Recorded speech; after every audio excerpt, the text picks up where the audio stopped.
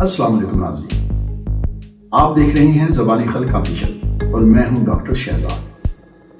ناظرین، آپ پاکستان میں کسی بھی طبقہ فکر کے کسی بھی شخص سے، کسی بھی سیاسی جماعت کے کارکن یا رہنما سے، کسی بھی طالب علم یا استاد سے، کسی بھی تاجر یا دکاندار سے، کسی بھی مزدور یا دہقان سے، کسی بھی دانشور یا شاعر حضرات سے، کسی بھی سرکاری ملازم یا ریاستی ادارے کے سربراہ سے، کسی بھی جج، جرنلسٹ یا حکمران سے چند منٹ یا گھنٹوں ملاقات یا انٹرویو کر کے دیکھ لیں تو آپ صرف ایک نتیجے پر ہی پہنچیں گے کہ تقریباً ہر شخص آپ کو شکر کرنے کے بجائے شکوہ اور شکایت کرتا، اپنے نصیب پر کڑتا، دوسروں سے الجھتا، معاشرے سے متنفر، ماضی سے خائف اور پاکستان کے مستقبل سے بالکل مایوس دکھائی دے گا۔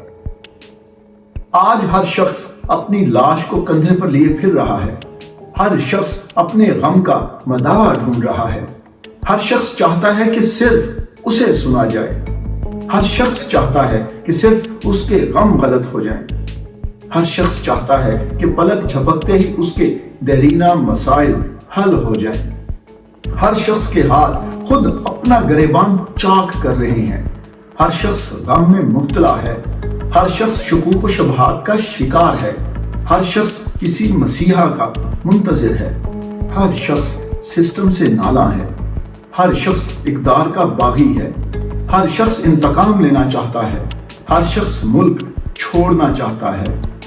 پڑھانے والے بہت ہیں، رٹا لگوانے والے بہت ہیں، نصیحتیں کرنے والے بہت ہیں، چرب زبانی کرنے والے بہت ہیں، سبز باغ دکھانے والے بہت ہیں، روڑے اٹکانے والے بہت ہیں، لیکن راستہ دکھانے والے، غم بانٹنے والے، ساتھ نبھانے والے، ہاتھ بٹانے والے، مرہم رکھنے والے اور مشکل میں کام آنے والے صنف نایاب کی مانند غائب ہیں۔ میں ڈھونڈتا ہوں کہ میری زندہ قوم کہاں گئی، اس کی زندگی کہاں گئی، وہ کندھا تلاش کرتا ہوں جو مجھے اب کہیں نظر نہیں آتا۔ آج نوجوانوں کی فوج در فوج موجود ہے، لیکن سمت نہیں ہے، سکون کے ذرائع نہیں ہیں، ہر طرف فرسٹریشن ہے اور وہ اسے کہیں نہ کہیں نکال رہے ہیں، وہ بس اپنا وقت کاٹ کر کام چلا رہے ہیں۔ انہیں گالیاں سننا پڑتی ہیں کیونکہ اگر وہ کام بھی کرتے ہیں تو کسی کے کندھے پر سر رکھ کر، اپنا کندھا دینے کو کوئی تیار نہیں ہے۔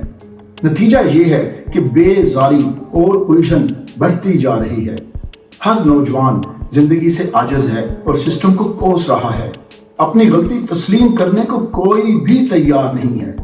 ہم گویا کہ ایک بھنور میں ہیں اور وہ بھنور ہمیں دھنساتا جا رہا ہے، ہم ڈوبتے جا رہے ہیں، ہمیں ادراک ہی نہیں کہ ہم کس قدر خطرات میں گرتے جا رہے ہیں۔ زندہ قومیں نعرے لگانے سے نہیں بلکہ عمل سے بنتی ہیں، زندہ قومیں حقوق مانگنے سے پہلے اپنے فرائض ادا کرتی ہیں، زندہ قومیں قانون کی پاسداری کرتی ہیں، زندہ قومیں تحقیق، ریسرچ اور سائنس پر توجہ مرکوز کرتی ہیں، زندہ قومیں انسانیت کی قدر کرتی ہیں، زندہ قومیں رشوت، سفارش اور اقربا پروری سے نفرت کرتی ہیں، زندہ قومیں میرٹ پر سختی سے عمل کرتی ہیں۔ کیا ہم زندہ قوم کہلانے کے مستحق ہیں؟ یقیناً نہیں۔ تو پھر اس کا حل کیا ہے؟ خدا را اپنے ساتھ مخلص ہو جائیے۔ یہ زندگی جو چند سالوں، مہینوں، ہفتوں، دنوں اور سانسوں پر مشتمل ہے، ایک بار ملی ہے، اسے پورے خلوص اور محبت کے ساتھ گزاریے۔ خلوص اپنی ذات کے ساتھ، محبت اپنے آپ سے۔ جس دن آپ نے اپنے ساتھ خلوص اور محبت اختیار کر لی، اس دن آپ کو کندھا مل جائے گا، کیونکہ دل میں محبت بھری ہوئی ہو تو کائنات میں محبت نظر آتی ہے۔ اپنے اندر محبت ہو تو کسی کو محبت دے سکتے ہیں۔ جو چیز اپنے اندر نہیں ہے وہ دینا بہت مشکل ہے۔ اگر کسی کو شفقت ملے تو پھر کبھی نہ بھولیے کہ اب آپ کو بھی شفقت دینی ہے۔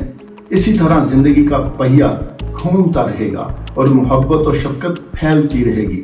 یہ محبت، یہ شفقت دوسروں کے لیے کندھا بنے گی، دوسروں کے لیے آسانیاں پیدا کرے گی۔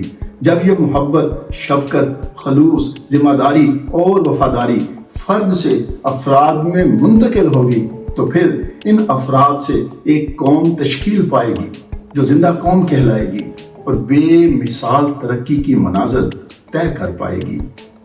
شکریہ۔